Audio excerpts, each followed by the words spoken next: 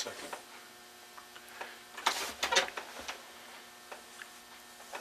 It's not rolling.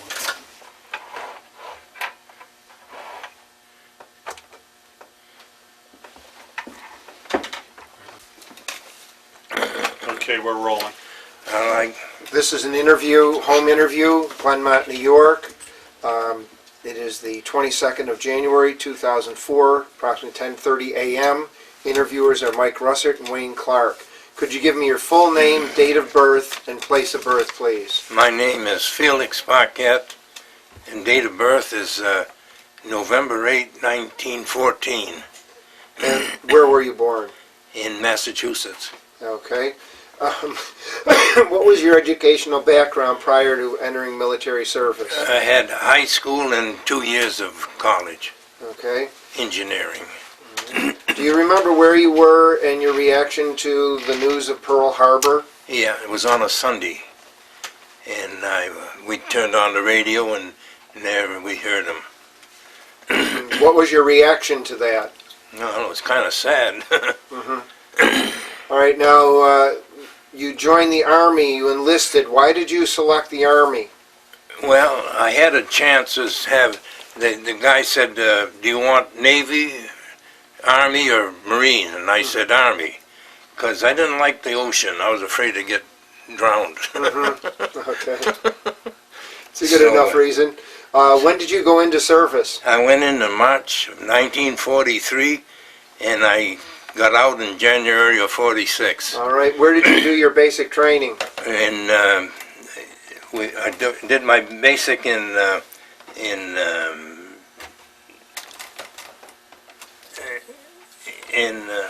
what the heck did I do? Butler, down in South Carolina. Now, was this your first time away from home? Yes. How did you feel about being away and in the South? And It was kind of rough for a while, but you get used to it. how did you keep contact with your family at home? My wife would come down and visit me once, and I think I got out once. I got a leave for once. Now, when did you get married? In 1958. 1938. 1938. Okay. Okay. Now, what branch of the Army did you go into? I got into the artillery, and what else you want to know? Well, just what kind of artillery pieces did you train with? Oh, 105s. We had the 105s. Now, how were they towed? By truck. How many how many 105s in a battery? Four. We had four. So each one was towed by A truck. a truck, a deuce and a half, or a smaller truck, or? 1.5. Yeah, they were a good-sized truck. Okay. How many men in your battery? 96. This included your officers? Yeah. Okay, now what was your assignment in the battery? As a phone operator. Now, what did you have to do as a phone operator? I told the guns when to fire. Okay, now did a forward observer send this to you? Yes, Or, okay. forward observer. I had a forward observer, and he'd give me the coordinates, and I would then tell the battery to fire. Battery adjust, shell HE, charge 5, fuse quick, stuff like that. See? And elevation and all that. Now, how long did you was your basic training? Well, the basic was only 13 weeks, but then they stayed on because we were part of cadre. Every 13 weeks they'd ship off a bunch, and so I stayed there quite a while. The first bunch we sent over to MacArthur, and he said, "Don't send me any more because they're too well educated. They don't. I want to educate them myself." So that was the end of MacArthur. So then we went the other way. We went to Italy and sent them to Italy. When were you finally shipped overseas? And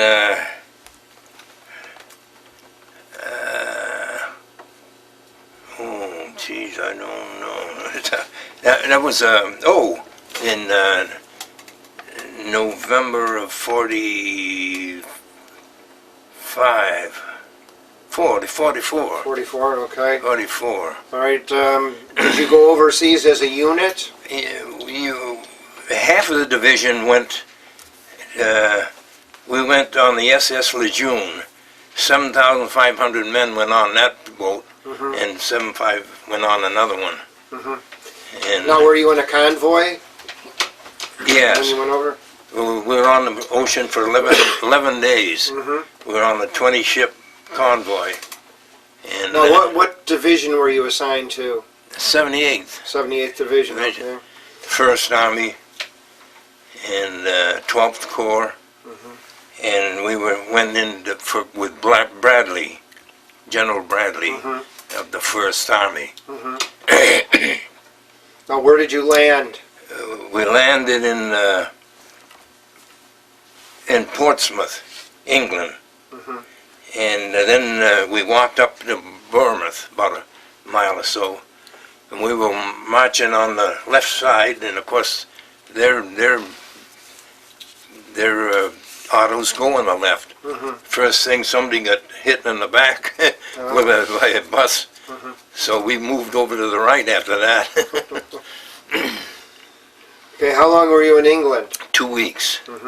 Did you ever have any contact with the English people at all? or- Yeah, not that much, but no. But we were in Bournemouth in a hotel. In them days, the beds were straw mattresses, so they wasn't very modern. Where did you go from England after your 2 weeks Then we there? went on an LST to France, and we went up the Seine River and got off at Rouen. Oh, so you went into southern France then? We went up the Seine, Up River, the Seine River, okay, yeah. and then we dropped our LST front boat, and we landed in Rouen, and went up on a farm and put our tents up, and that was Thanksgiving, and we were going to have turkey that day, and the cooks, they grabbed a can of, thought it was water, and it was gasoline, and they poured it all over the turkeys. So the captain says, well, we'll have turkey some other day. And so then we went into Belgium, and that's when we saw the buzz bombs going overhead. And we stayed there a couple of days, then we went up on the front, on the Siegfried line. Now, did any of the buzz bombs land around you? Yeah, they were pretty close. One stopped. When the motors stop, you better start ducking because they come down. And one stopped, but it landed a little further away from us. And so we got on the Siegfried line, and our unit had to fire the first shot because that was in World War I they had done that, so World War II they had to do the same. So we got up on the place and we shot the first, zeroed in on our guns. And then the next day we were up on the line, and I was on nights, so about 10 o'clock at night, this lieutenant called me. He was a forward observer, and he called me and he says his name was Lieutenant Yeoman, and he called me about 10 o'clock at night and he said, I hear a lot of rumbling up the road. You better throw some shots up there. So I said, give me the coordinates. So he gave me the coordinates, and we shot some up in the line. And about 11 o'clock, he called me, and he says, I don't hear any more rumbling, so we're in good shape. The next day, they moved over one road, and that was the Battle of the Bulge. Oh, the beginning of the Bulge. And in the Battle of the Bulge, they went up past us. We were on a point because they'd wiped our right flank off. So the captain come down and he says, I think we're going to make a retrograde movement. And everybody says, what's that? They said, we got to go back and strengthen our position. So they waited a while, then they found out the Germans were going straight. They were going for the ocean. They weren't going for a side. So they left us alone. So we stood there just holding the line for almost a month. And now, did you fire into the Germans much, or? They'd give us only 40 shells during that, while the Battle of Bulge was going on. But after then, we really shot them. Oh yeah. Now, did you have winter equipment? We started out with overshoes, and the first day we got up in line, the captain said, take off your overshoes, we got to give them to the infantry because they need them more than you do. So they start getting trench foot, and so then they had to go into the captain's tent, rub their feet about 10 minutes every day, and then give them new socks, and that helped them. Now, did you have overcoats or anything? When the Battle of the Bulge started, they shot a lot of infantry and artillery and men, and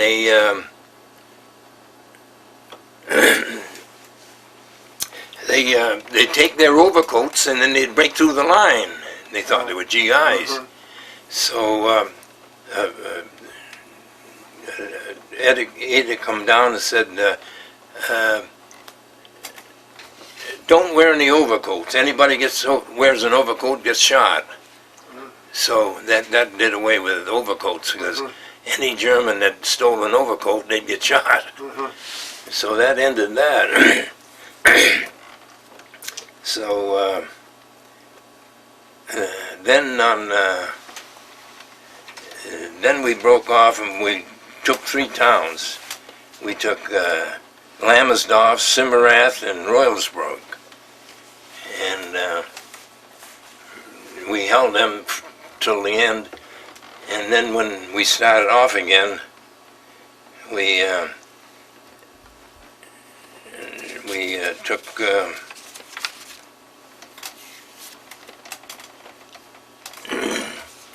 then we took off to the Tremanuel bridge, dams. We were supposed to take them because they were afraid they'd flood the plains while we were down there, and they'd ruin us. So we had to take the dams first, and then then we crossed the Ruhr River.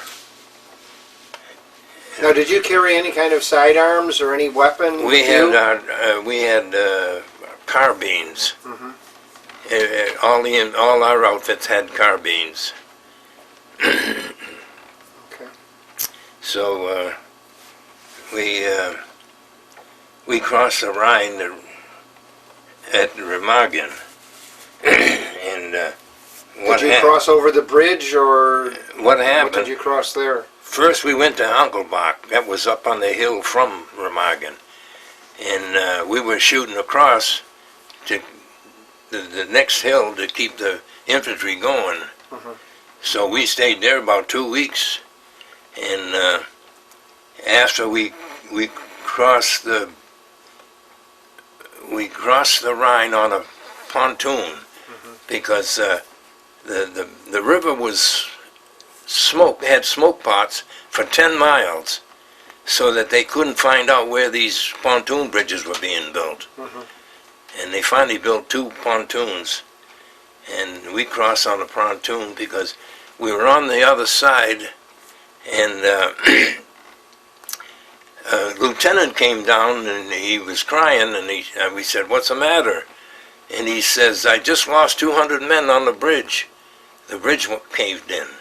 They bombed it so many times, and they were on the bridge trying to repair it with welding torches and all that. And they finally, the bridge went down. And so then they used the pontoons. It was a good thing the pontoons were done."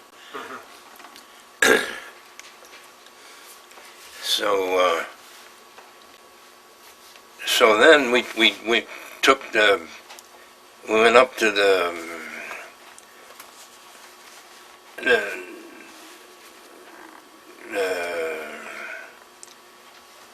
Ruhr pocket. We took the Ruhr pocket, and we went up to Rouen. Finally, we quit at Rouen. And then the war was over then. So then we went occupation. We went on occupation, and I used to take the men out and put them in different places around the towns, and then pick them up in the morning. Now, can I go back a second? How long were you on the line? 128 days. Now, I know you mentioned before you saw a jet. A what? A jet? Oh, German yeah. jet? Saw a jet plane go by. And that was the first one that we'd ever seen. It was way up in the sky. It made one awful big turn, and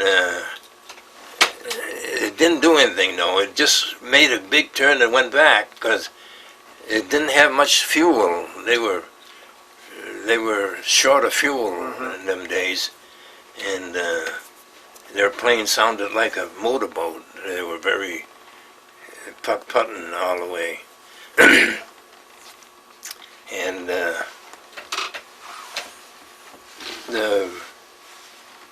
so then we went to occupation, and then the captain come down and he said to me, "You want to go to Berlin?" And I said, "Sure." He said, "Well, we got to send some men up and find out where we're going to be billeted." So I went up with a bunch, and we went to this German Kaserne. It was like the one in it was an army, where it's all year round they have army, they teach, and so we got there, and the 82nd Airborne we were going to relieve, and they had broken every window out. They were wild, and it was getting close to winter. It was in November, and they said, "We can't get any glass. Everybody's looking for glass, and we can't find any." So I don't know how they made out on the windows. So I was there a month in Berlin, and 82nd, they'd get downtown and they'd get in these bars and start drinking, and the Russians would be in there, and the first thing, they'd shoot a Russian once a day, and the next they'd shoot the American. They were wild. So there was a lot of friction between the Americans and the Russians? Oh, yeah. We were at a place where it was a schoolhouse, and they were full of Russians. And what they'd do is they'd go out nights and they'd kill chickens, and they'd raid every place they could get some food, see? And the Germans would tell me when I'd put my men out, he'd say, "Hey, we're having a lot of trouble with these Russians." So anyway, they were in the schoolhouse. They were having a ball. And the captain went with a truck and he said, "You guys got to go back now. We're going to Russia and get our men, and you got to go, and your men got to go back to Russia." And so they didn't want to go. He had to pull his gun, and he said, "Get in that truck, you would get shot." Oh, he had to make them leave. He had to make them leave. They didn't want to leave. So finally, they packed them up and shipped them off, and then when they got up to Russia, they got our men and brought them back, whatever was up there. So, Did you ever have any encounters with the Russians at all? No. Personally? No. Well, I met some Russians one time, and they were drinking buzz bomb fluid, and that was rough. And they wanted me to drink it too. So I'd taste it, and then I'd throw it in the sink, and I'd make believe I drank it, and he'd fill it up again. But I didn't want that stuff. That was bad. That was awful. Strong. So they were drinking the fuel. Were Yeah. they cutting it in any way, or? Water. They put a little water in it. Oh, they were rough. And so we left on the an ocean liner, and it took 8 days to get back.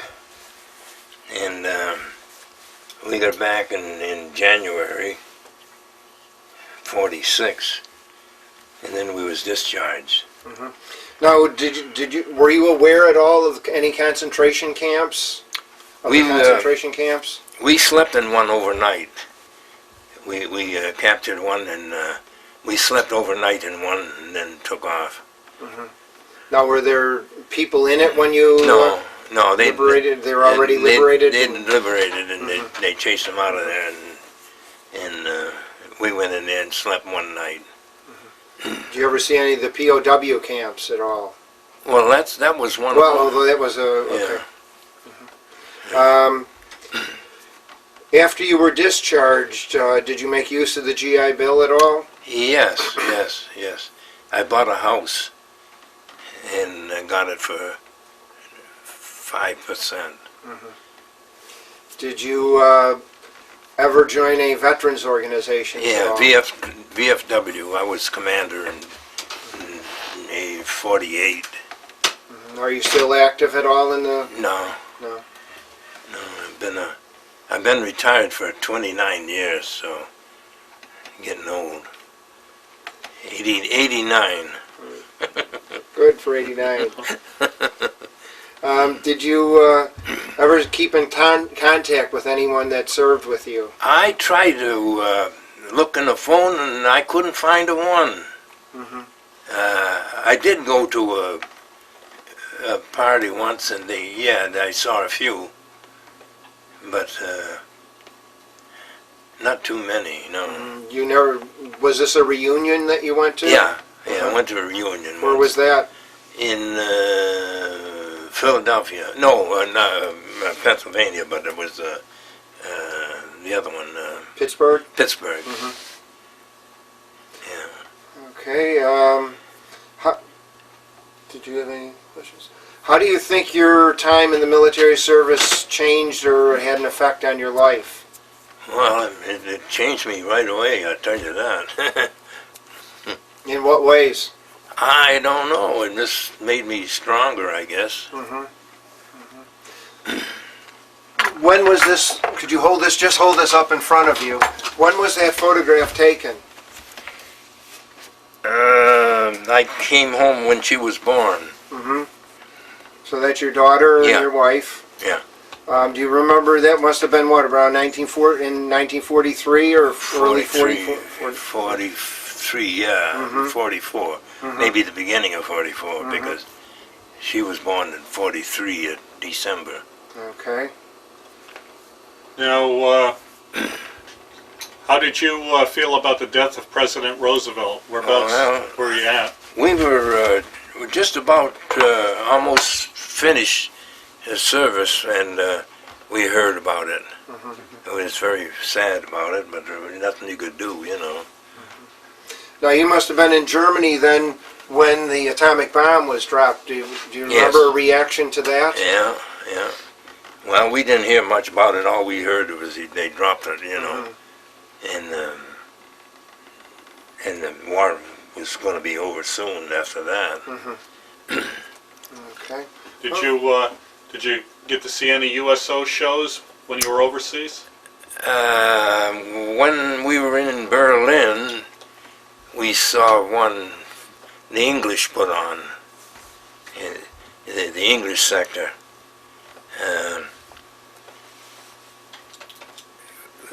At that time, we had quite a run of Berlin. We could go English sector to Russian sector. We went way up and we looked all over, you know. So you never had any problems crossing into the different sectors? No, we just take the streetcar and go right through the sections and never bother. What were your relationships like with the German people? Very good, very good. They were good. Yeah.